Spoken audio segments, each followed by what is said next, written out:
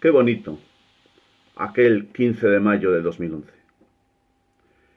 Qué preciosa experiencia, qué preciosa experiencia, qué renacer primaveral más bonito, qué resurgir de la esperanza para tantos, lo que vivimos en aquellos memorables días que subsiguieron al 15M y que dio lugar a denominar aquel movimiento que después se le conocería también como el movimiento de los indignados y que, forma parte ya de la historia de este país. Un movimiento en el que personalmente Antonio Muñoz participó de manera activa y por tanto tengo una experiencia personal que contar, muy bonita, muy enriquecedora, muy llena de romanticismo, porque es verdad, pero fue una experiencia preciosa que yo no había vivido nunca en las calles y plazas de mi ciudad, como creo que sucedió a tantos y tantos otros ciudadanos que vivieron experiencias semejantes o parecidas en todos los puntos de España. Han pasado 10 años y parece que es el momento, ya lo ha sido en otras ocasiones también, pero parece que ahora ese 10º aniversario invita a hacer un análisis de lo que fue, de lo que sucedió, de lo que realmente aconteció en aquella primavera.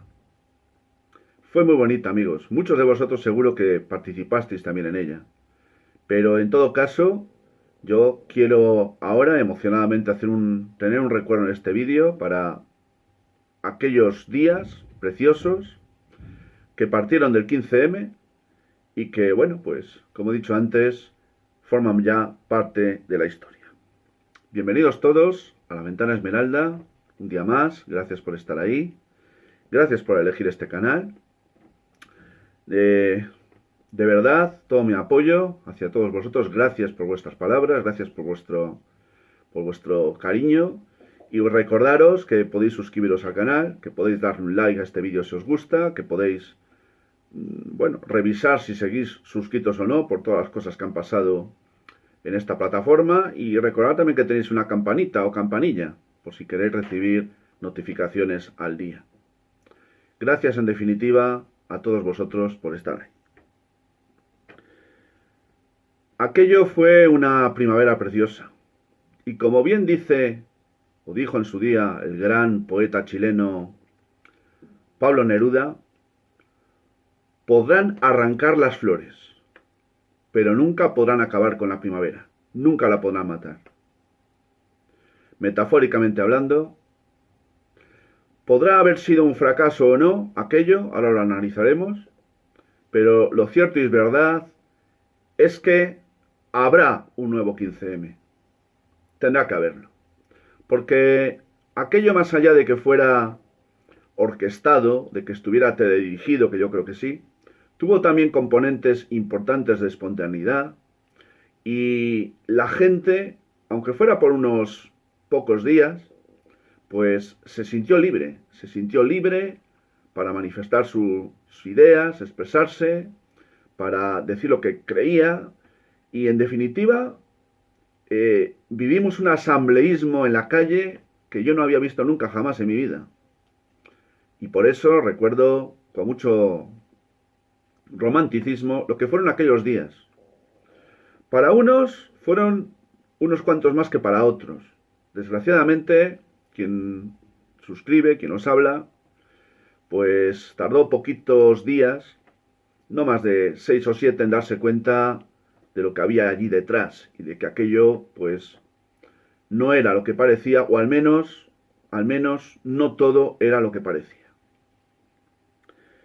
Vivimos en aquel tiempo, hace 10 años, unas movilizaciones sociales sin precedentes en España. Sin precedentes. Solamente las manifestaciones que tuvieron lugar para protestar contra la lamentable gestión del gobierno español, a cuyo frente estaba José María Aznar con el tema de la guerra de Irak, o todas aquellas otras que tuvieron lugar para protestar contra esa lacra que fue el terrorismo en España. Recuerdo muy especialmente la que tuvo lugar en todos los sitios de España para protestar contra lo que fue una de las mayores canalladas de la historia cometidas por la organización terrorista ETA, como fue el asesinato de Miguel Ángel Blanco. Pero más allá de esas, desde luego, el 15M fue la movilización social más espectacular y que ha marcado más pues el devenir no voy a decir que las siguientes generaciones, pero sí de los siguientes años. ¿Se trató de algo espontáneo o fue algo que estuvo creado y teledirigido por alguien? Hay quien piensa todavía que aquello fue un auténtico, bueno, pues un himno de espontaneidad. No lo fue. Yo sí creí que en buena parte había sido invitado, entre comillas, por los carteles con los que me encontré para participar aquella tarde de domingo aquí en Valladolid, cuando dije, me voy a acercar, porque como estoy indignado me voy a acercar, aunque seamos 4, como siempre.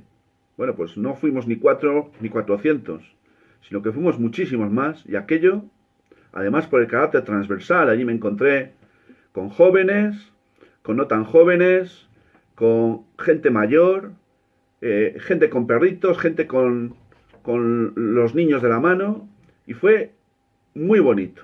Tan bonito que llegué absolutamente lleno, pero lleno de emoción a casa, y se lo comenté a mi mujer.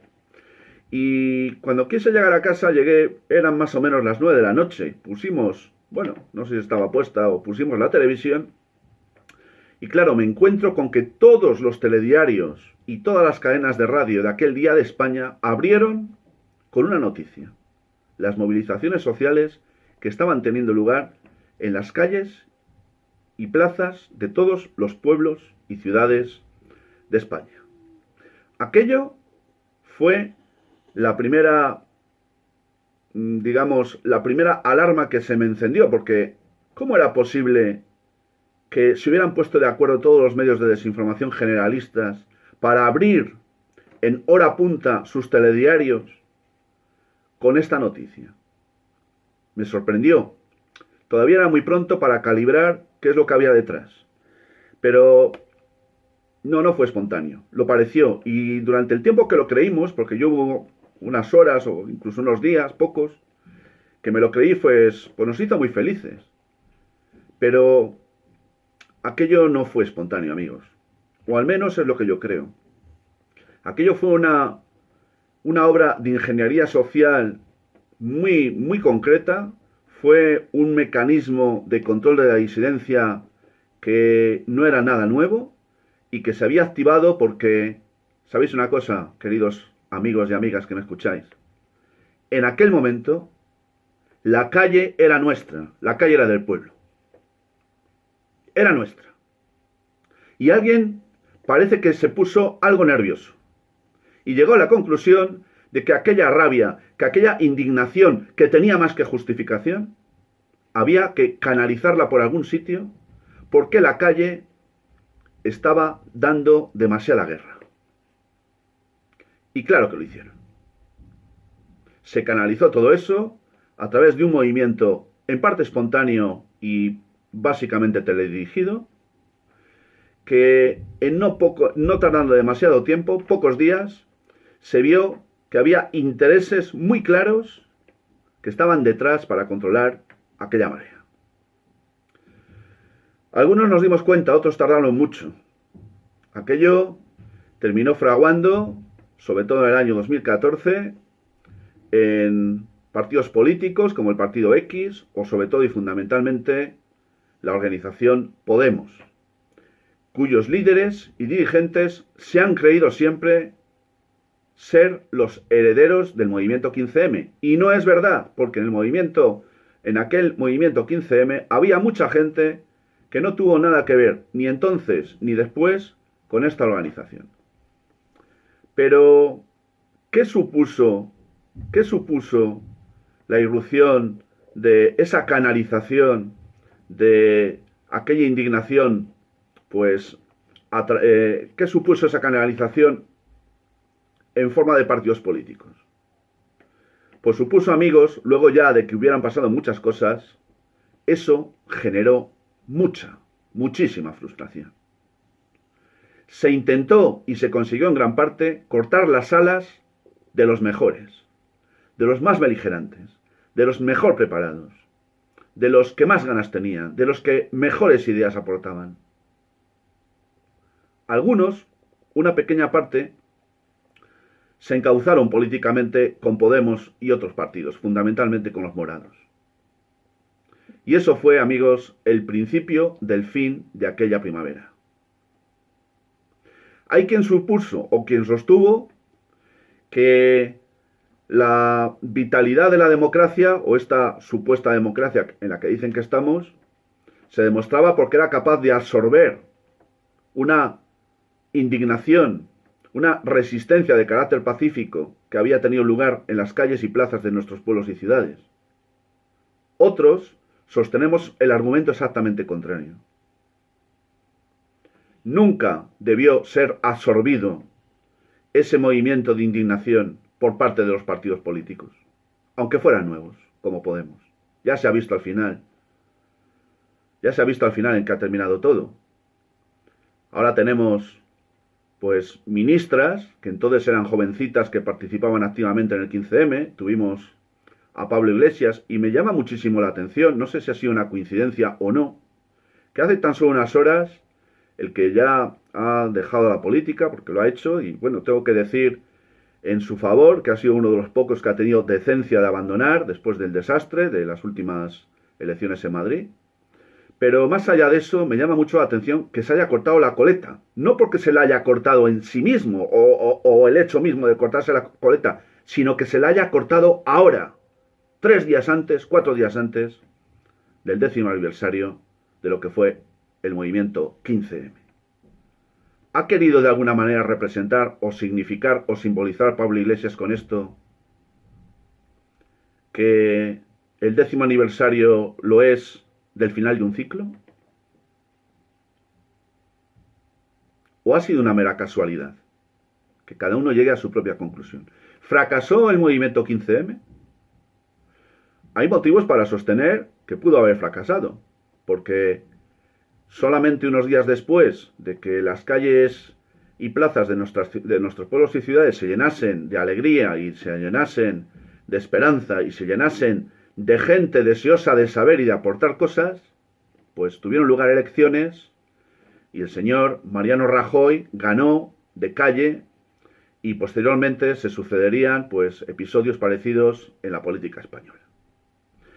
Me recuerda mucho esto que sucedió con estas elecciones, con lo que sucedió en Francia pocos días después de abortado, entre comillas, el movimiento de lo que fue la Revolución de 1968. Cuando el presidente de Gaulle se vio obligado, entre comillas, a convocar elecciones después de aquella vorágine de libertad que sacudió las calles de París y de Francia, y bueno, pues se presentó nuevamente a las elecciones y las ganó arrollando además.